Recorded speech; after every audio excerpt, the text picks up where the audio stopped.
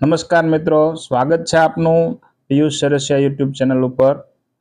આપણે ભણી રહ્યા છીએ ધોરણ 3 ની અંદર પાઠ નંબર 2 અને તેનો બીજો ભાગ. જો તમે પ્રથમ ભાગ ન જોયો હોય તો તેની લિંક નીચે ડિસ્ક્રિપ્શનમાં આપેલી છે. આપણે બીજો ભાગ શરૂ કરીએ. જો તમે ચેનલમાં નવા હોય તો સબસ્ક્રાઇબ અને લાઇક બટન ઉપર ક્લિક કરજો. અલગ અલગ આકાર લેવાના તમારા શિક્ષક પાસેથી અને પછી એ ગોઠવે અને બીજા જૂથને કહેવાનું હાલો આવો આકાર ફટાફટ એક વખત જોઈ લો પછી ગોઠવીને બતાવો. આવી એક રમત છે. નળાકાર ઉપર શંકુ કે શંકુ ઉપર નળાકાર રીતનો. શું તમે વર્ગખંડમાં આવા આકાર શોધી શકો અને એના ઉપરથી કોષ્ટક ભરો? તમારે તમારા વર્ગખંડની અંદર જેવો આકાર જે જગ્યાએ દેખાય એ વસ્તુના નામ આમાં લખવાના છે. મેં ઉદાહરણ સ્વરૂપે થોડા નામ લખેલા છે કે નળાકાર છે એમાં શું હોઈ શકે. નળાકાર આપણા ક્લાસરૂમની અંદર તો કે ચોક, બોલપેન, પુઠ્ઠાનો રોલ, ટ્યુબલાઇટ. પછી ગોળામાં તો કે મણકો હોય, લખોટી હોય, દડો હોય, મોતી હોય, ફૂટબોલ હોય, આ બધું હોઈ શકે. સમઘનમાં પાસો હોય, કલર ક્યુબ હોય, સમઘન બોક્સ હશે, કોઈ ગેમની અંદર બોક્સ આવ્યું હોય તે હોય. પછી લંબઘનમાં ડસ્ટર, આપણું સ્માર્ટ બોર્ડ, પછી ઈંટ, પાટિયું, આ બધું લંબઘન. શંકુ આકારમાં તો કે મહેંદીનો કોન, આઈસ્ક્રીમનો કોન, જોકરની ટોપી, પેન્સિલનો આગળનો ભાગ, આ બધું શું છે શંકુ આકારમાં આવશે. તમને સૌથી વધુ જે આકાર જોવા મળે તેનું નામ જણાવો. તો આપણને સૌથી વધુ લંબઘન આકાર મોટા ભાગે જોવા મળે. તમને સૌથી ઓછો જે આકાર મળે તેનું નામ શું છે? શંકુ. એક કરતા વધુ આકારથી બનેલી વસ્તુનું નામ જણાવો. તો આપણે બેટ લખ્યું છે. બેટમાં ઉપરનો ભાગ કેવો હશે? તો કે નળાકાર. નીચેનો ભાગ કેવો હશે? તો કે હશે લંબઘન. મિત્રો, એક રમત આપેલી છે. આ તથા આગળના પાનાની કિનારી પર એક રમત છે. પાસાને ફેંકો અને કુકરીને પાસા પર આવેલી સંખ્યા વડે સંકળાયેલ આગળના ચિત્ર પર ખસેડો.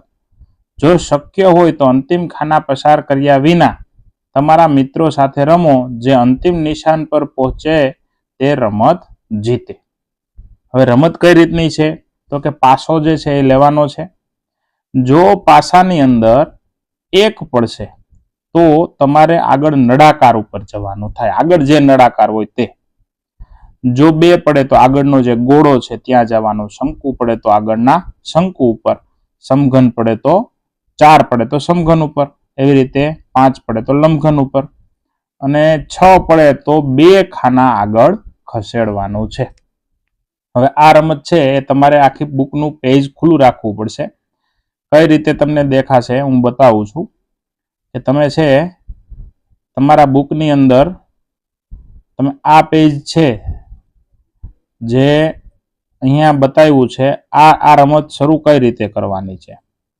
તો કે તમારે અહીંથી શરૂઆત કરો લખ્યું છે એટલે અહીંથી શરૂ કરવાની રહેશે અને પછી આ આખો સર્કલ ફરી અને પછી તમારી રમત છે એ અહીંયાથી પાછી રાઉન્ડ ફરી અને અંત તરફ આવશે. મિત્રો, જે છેલ્લે પહોંચે છેલ્લા ખાનામાં જેને લંબઘન આવે બુકમાં એ વિજેતા ગણાશે. હવે આપણે આગળનો એક ટોપિક રહી ગયો છે એની ચર્ચા કરીએ. પ્રશ્ન નંબર 2 ઉપર આવી જાય. બાજુના આકારો જુઓ અને સૂચના મુજબ કરો. આકાર જોવાના છે અને સૂચના શું છે એનો આપણે ચર્ચા કરીએ. સમઘન ઉપર ગોળ કરો. સૂચના શું છે? સમઘન ઉપર આવું વર્તુળ કરવાનું છે. શંકુ સામે ટીક કરવાનું છે.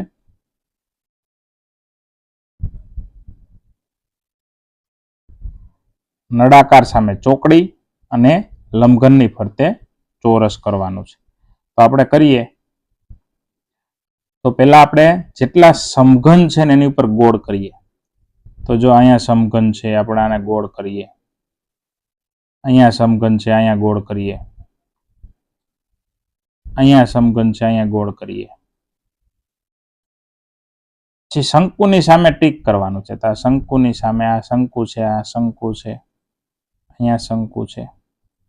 નળાકારની સામે ચોકડી. આ નળાકાર છે તેની ઉપર ચોકડી કરીએ. આ નળાકાર છે એની ઉપર ચોકડી કરીએ. આ નળાકાર ઉપર ચોકડી.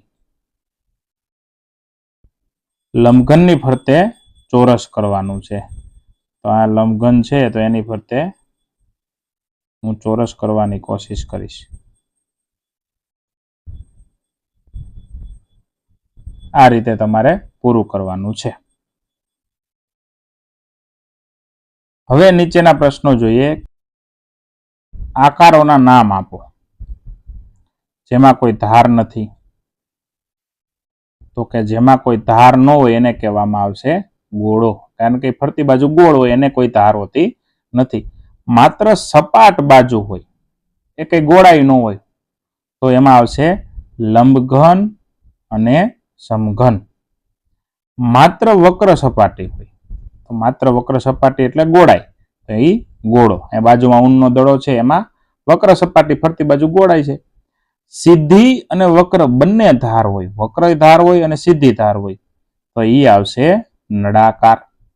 સપાટી અને વક્ર બંને બાજુ અલગ અલગ હોય, એક બાજુ સપાટી હોય ને એક બાજુ વક્ર, તો એ શંકુ આવશે.